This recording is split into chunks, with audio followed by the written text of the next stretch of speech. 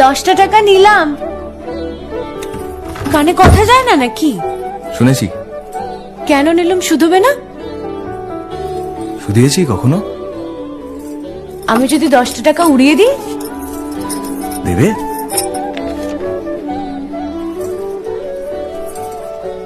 আমি তবে যাই। আমরা থিয়েটার দেখতে যাচ্ছি। তুমি কি শুনলে আমি কি বললাম? বড় জ্বালাচ্ছ ললিতা।